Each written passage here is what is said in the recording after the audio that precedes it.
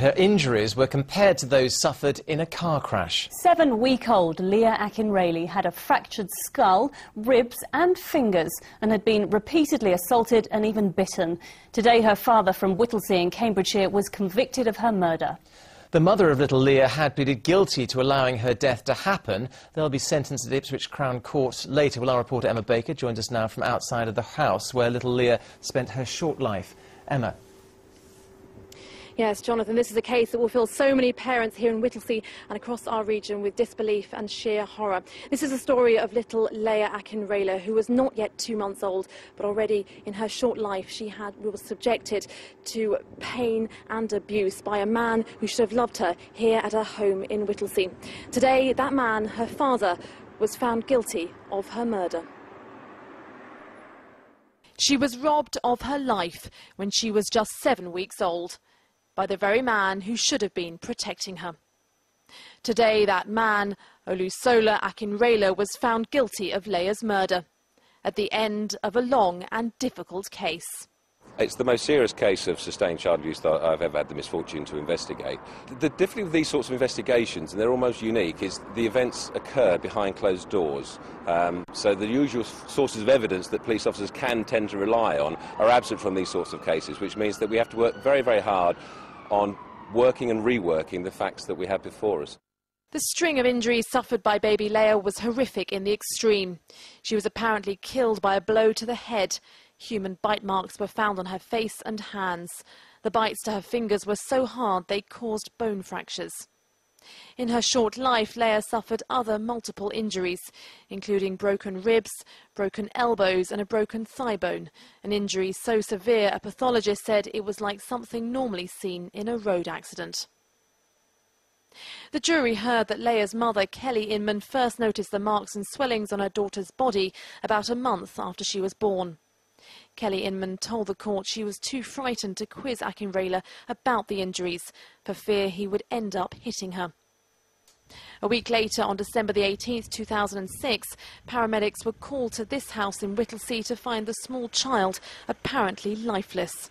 She died 12 days later, when doctors decided that there was no prospect of recovery.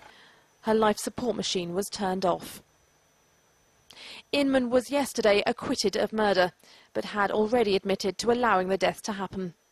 Today, officials in Cambridgeshire say Leah underwent routine health checks, but her condition had not caused concern. In a statement, the local Safeguarding Children's Board has said it has initiated a serious case review, which will look at the nature and circumstances surrounding her death and whether there is any learning for any agency or organisation in Cambridgeshire. Children's charities today said so often in these cases, it is the father who causes the injuries. I think it's an extremely difficult situation. Actually, 80% of the people who are supposed to shake babies are men. So there's something to worry about there. Although mums do snap and do it, it's more likely to be dads or partners. Akinrayli and Inman will both be sentenced in the near future. Akinrayli will receive a mandatory life sentence. The savage death of their daughter has once again left the question, how can children be protected from the violence of those who should love them the most? Well, Emma, I have to say it's very difficult listening to how that child suffered. It must have been a very tough case for all involved. Absolutely, Becky. Yes, it's been really tough for the police who had to work through this case, but also for the jurors, of course, who had to sit through many days of very difficult evidence. Now, the judge acknowledged that fact. He spoke to them after they gave their verdict. He said to them, this has been a trying and testing case for you all, and it's taken an emotional toll. Now, because of that, he made the rather unusual step of allowing all the members of jury there today at Ipswich Crown Court in this case to be excused from any more jury service for the rest of their life, if they so wish. Now, that is an unusual step, but it gives you an idea of just how horrific this case has been. Thank you, Emma.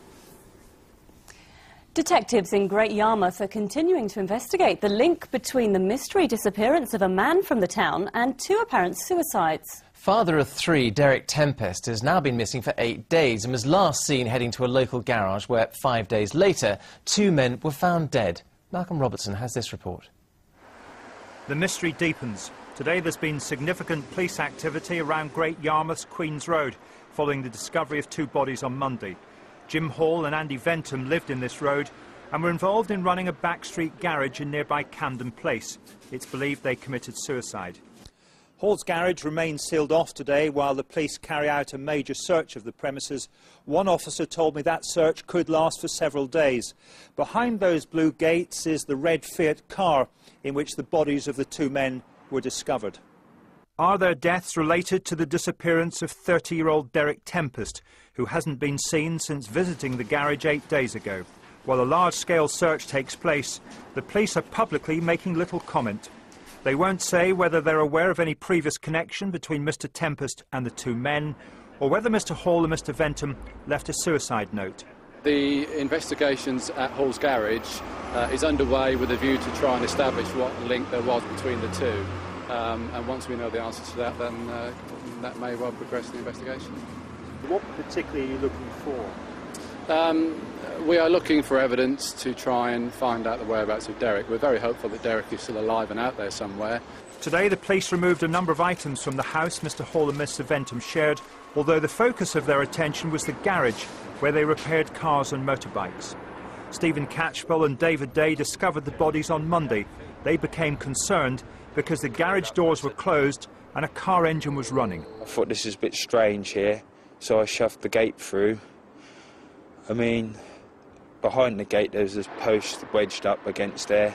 I had a bit of trouble getting through, and then when I got round the corner, they were both sitting in the car, and the engine was running, and I didn't know what else to do. And they were dead?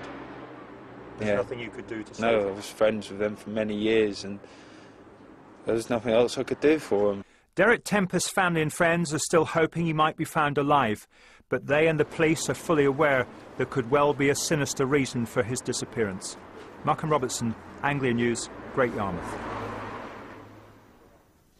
It's emerged today that 2 of the 5 soldiers killed by a policeman in Afghanistan on Tuesday were from our region.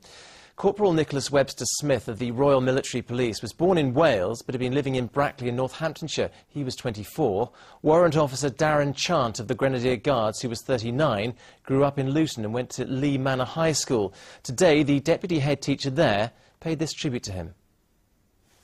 He was a really nice lad. He was a sports-loving lad. I was head of PE at the time, so I taught him a lot. He was in teams. Very popular, polite, well-mannered, and we're just sort of very absolutely devastated about what's happened.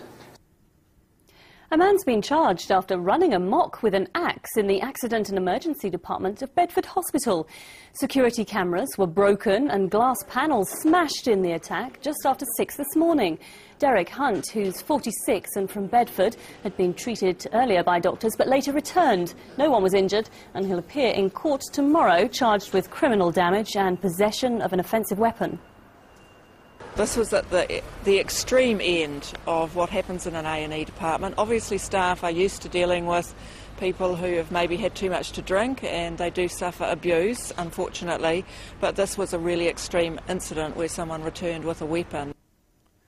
The future of Vauxhall workers in Luton remains under the spotlight after its parent company, General Motors, announced plans to cut 10,000 jobs across Europe.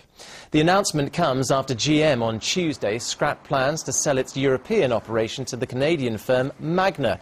Unions had previously reached a deal with Magna, limiting job cuts in this country to 600. Unite says some redundancies are inevitable, but hopes they'll still be voluntary.